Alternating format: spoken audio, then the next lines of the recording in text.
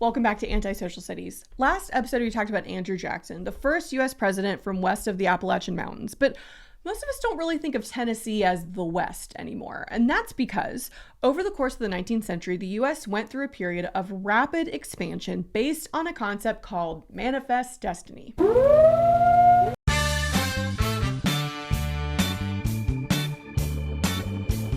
Just like white versus non-white racism was developed as an explanation and justification for the rise of African slavery in the New World, the concept of manifest destiny arose as an explanation and justification for westward expansion. Because let's be clear, from the white US American view, we expanded, but from the perspective of Mexicans and indigenous people, we invaded. Magazine editor and Jacksonian Democrat John L. O'Sullivan first wrote the term manifest destiny in his newspaper in 1845. In fact, he wrote that we should fulfill, quote, our manifest destiny to overspread the continent allotted by Providence for the free development of our yearly multiplying millions. The general idea was that the continent of North America was ours for the taking. We had a rapidly growing population in the East, and they needed to go somewhere. And the people living in the western half of the continent, well, they just weren't utilizing the land as well as we would be, not to mention the fact that they were believed to be racially inferior. And so it was natural and obvious, manifest, that God intended for white Americans to eventually settle from sea to shining sea. Now, did everyone believe this concept? No. Many Whigs/National Republicans saw it as a dangerous ideology that could lead us into costly wars, which turned out to be true. But Jacksonian Democrats especially rallied behind the idea, especially under the manifest destiny president himself, James K. Polk. Now, you might notice that we've skipped over a few presidents. So, I don't know, real quick, Van Buren was Jackson's stand-in and had to deal with all the economic fallout from his predecessor's policies. William Henry Harrison was the guy who fought Tecumseh, but then couldn't be bothered to wear a coat at his inauguration, so he died of a cold 1 month into his presidency. That's embarrassing.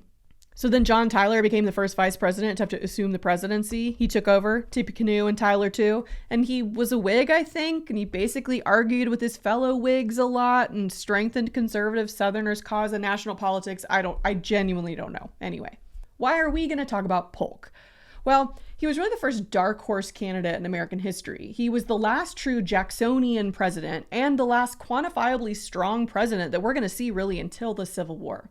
Also, side note, Polk went to my alma mater, UNC Chapel Hill. Go Tar Heels. Although, I'm not super proud of that fact, and you'll soon see why. So Polk grew up in North Carolina, became a lawyer in Tennessee alongside friend Andrew Jackson, and he eventually became the governor of the state.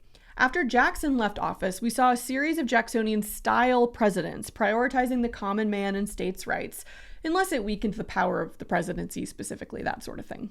Now, Polk campaigned explicitly on manifest destiny. He wanted to get full control of Oregon, which we currently shared with the British, I think. It's kind of cute, right?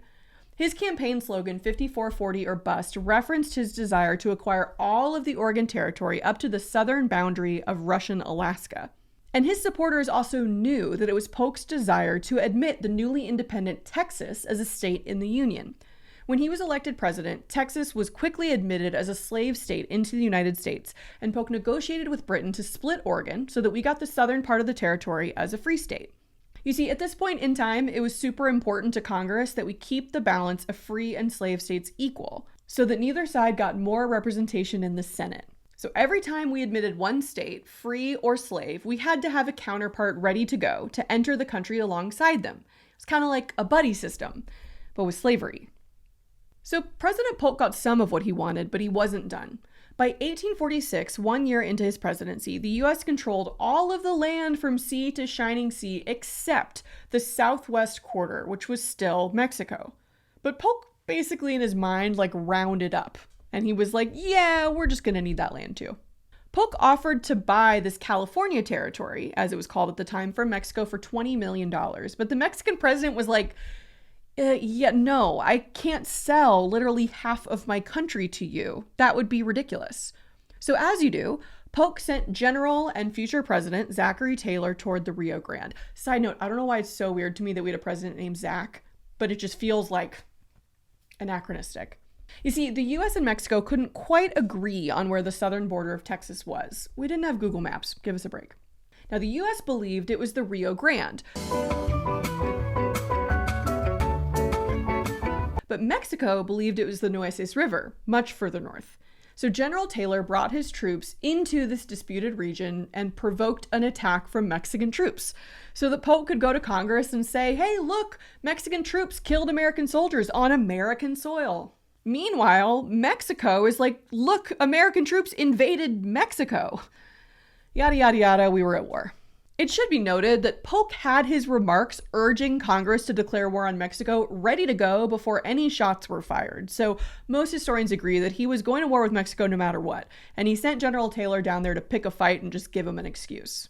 Except that one annoying member of Congress, really more than one, but for our purposes, didn't think this was a good idea. A Whig from Illinois wrote up a series of resolutions nicknamed the Spot Resolutions, so called because they formally requested the president to provide Congress with the exact location, the spot, upon which blood was spilt, because he didn't believe Polk when he claimed it was on American soil. This little-known and annoying representative was named Abraham Lincoln, and my producers are telling me he's going to be a pretty big deal in a few years. It's me. I'm the producer. So clearly not everyone agreed with the newly declared Mexican-American War. Many abolitionists saw this war as an attempt by slave states to extend slavery and enhance their power by creating additional slave states out of Mexican territory, like Texas. One example of this is writer Henry David Thoreau, who was jailed in 1846 for refusing to pay taxes in protest of the government and this unjust war. Now, he only spent one night in jail. His aunt paid the back taxes and bailed him out, which is, called privilege, folks. But he did go on to write a long essay titled Civil Disobedience. In it, he argued that a person should break the law if that law or that government is unjust, writing, quote, "If the government is of such a nature that it requires you to be the agent of injustice to another, then I say, break the law. Let your life be a counter-friction to stop the machine." Well, it's pretty badass. Also, this was written almost 100 years before Gandhi made the idea of civil disobedience sort of worldwide famous. So nicely done, Thoreau. Now, I don't know, go write about a pond or something. Anyway, not everyone supported the war. The Whig Party in Congress eventually censured Polk for what they saw as an illegal war started because of false pretenses. But public sentiment was strong, and the desire for land was, as always, too tempting. So we went to war with Mexico and we won.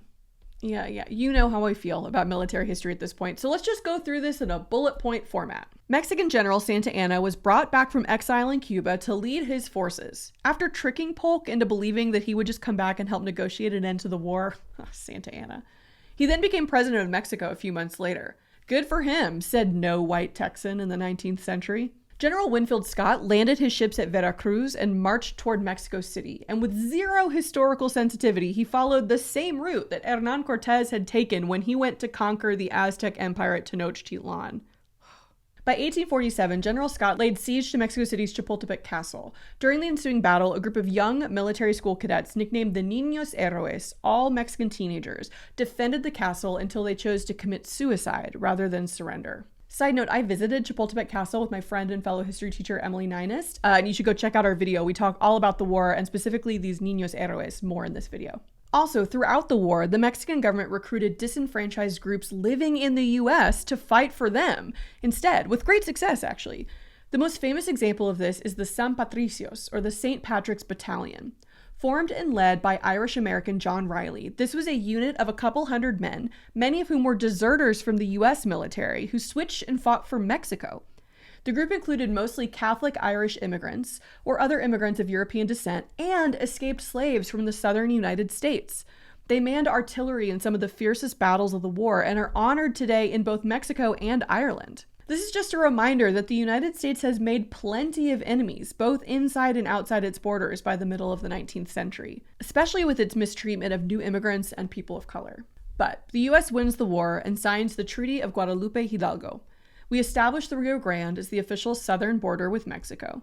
Mexico formally recognizes our annexation of its former territory of Texas, and they agree, really under duress, to sell California and the rest of its territory north of the Rio Grande to us for $15 million. So the result of the Mexican-American War is that the U.S. acquired more than 500,000 square miles of Mexican territory, finally completing our manifest destiny to control the land from the Atlantic to the Pacific Ocean. And just a few notes about that land before we move on, which includes the modern-day states of California, Nevada, Utah, Arizona, and parts of Colorado and New Mexico, was not empty. It wasn't just land. Close to 100,000 Spanish-speaking Mexicans lived there, in addition to around 100,000 Native Americans, which is why it's really problematic today to assume that people of Mexican descent in, say, California might be products of modern immigration. Sure, they could be, but for tens of thousands of families who have lived on that land for centuries now, they didn't come to the United States. The United States came to them. Thanks for watching. Like and subscribe, and go join patreon.com/antisocialstudies.